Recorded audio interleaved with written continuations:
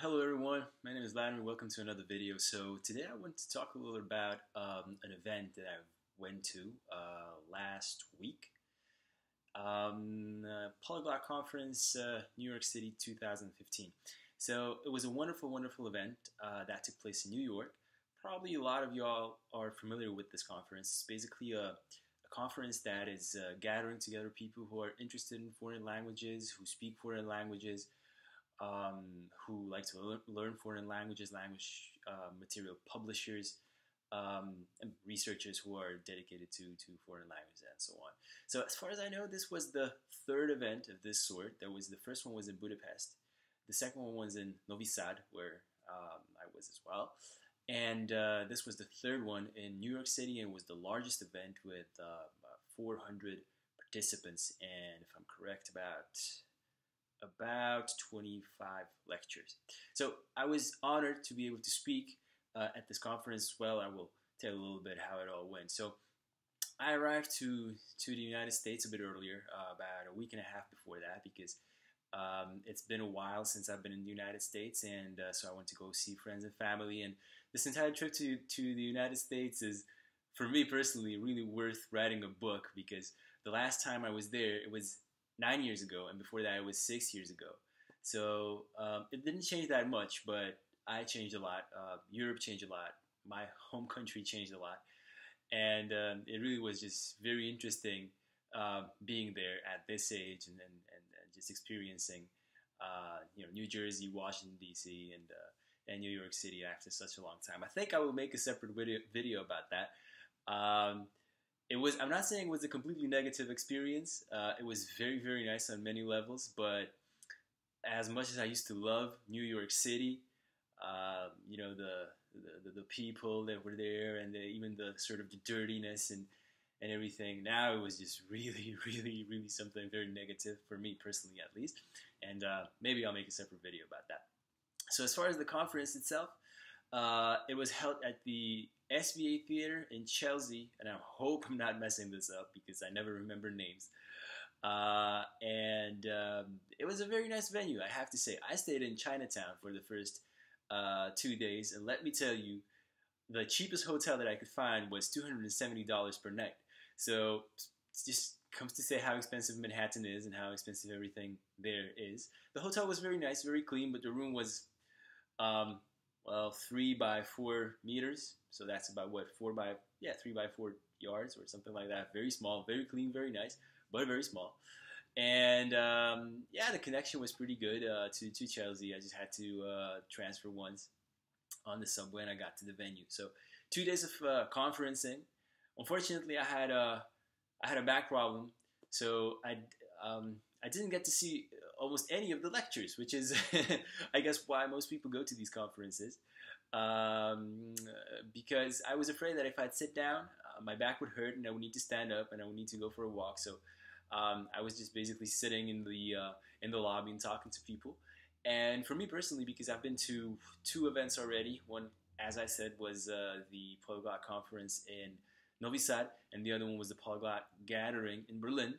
Me personally, I just love going there to meet fantastic people, to have great chats in foreign languages, and just not even foreign language, just to meet the great people that go there. So from this point of view, the conference was fantastic.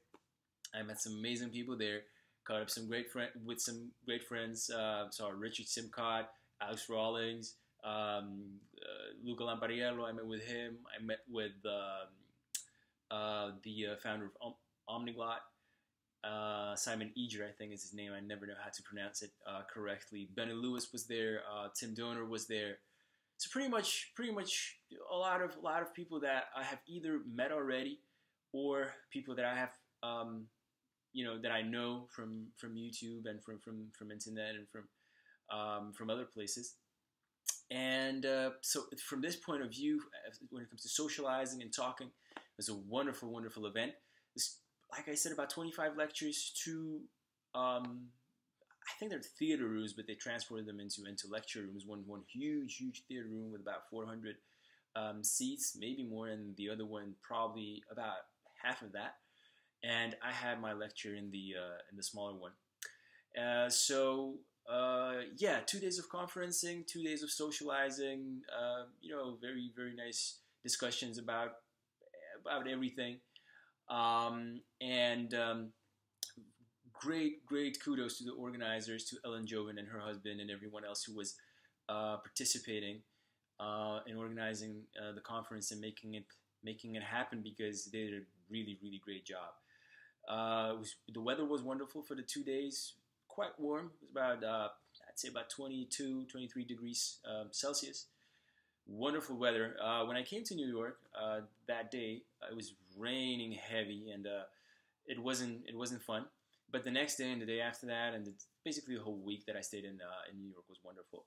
So when it comes to lectures, the only one that I have seen was about Ave, African American vernacular language, by my friend Danny Ferguson. And it was a lecture about about a lot of things, but defining what Ave is, and sort of leading us a little bit into the structure of the language, and then showing us the grammar patterns that are present in the language, and some of the phonetic changes that are going on regularly in the language. And it was very interesting, I think. And the only thing that I have missed, and I would love seeing and hearing, would be Danny Ferguson actually having the talk in African American vernacular language. That would have been amazing. Among the other speakers at the conference, there was a person who invented the language for the Game of Thrones, for instance. There was Michael Gerard, who wrote the book Babel No More. Hopefully, I'm not mistaken this one. And there was Mr. Barry Faber, I think you pronounce his name, and a lot of very interesting people. There was a panel of language publishers. It was Assimil. There was the Teach Yourself series, if I'm correct. But again, I didn't get to see that because I was sitting in the lobby, just talking to people. So, yeah, all in all, it was a great experience to be at the conference. Very honored to be speaking. My lecture was about basically my life, how I learned to speak the language that I speak.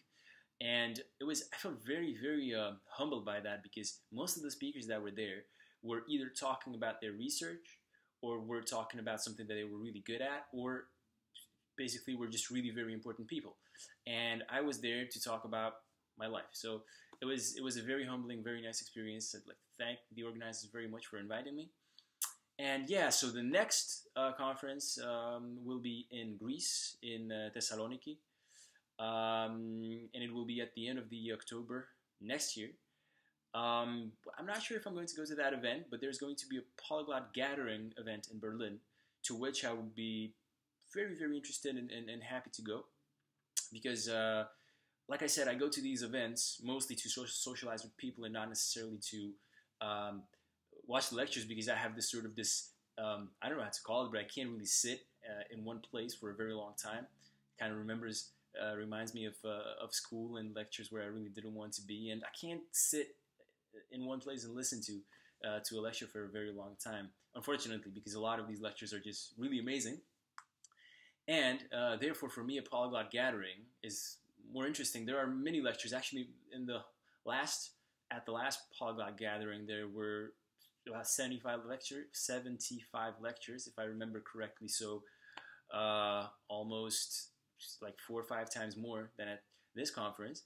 So there are lectures too, but I think that the advantage of a Polyglot Gathering is, to me personally, that the venue, sort of like the lecture rooms, are at a hotel where most of the people, and me too, stay. So you're at the venue, you talk to people until 4 in the morning, you just go to have a short rest, you wake up and you go talk to people again.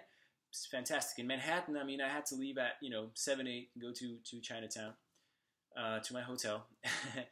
And good thing that I speak Chinese, by the way, because in Chinatown it's kind of sometimes tricky to get to get around and get what you want when you don't speak Chinese.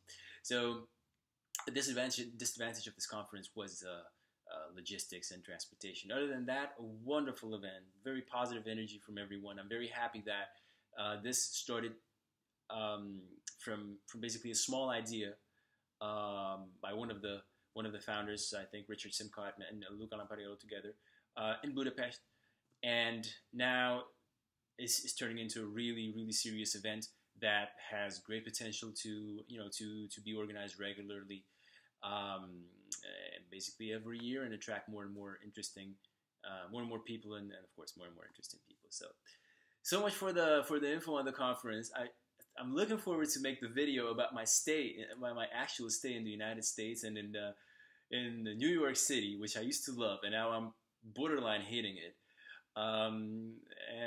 Yeah, so hope to talk to you. Hope to talk to you soon. Enjoy your autumn and winter. Brace yourself for it because it's going to be probably cold. And yeah, I'll talk to you soon in other videos. Talk to you later. Bye bye.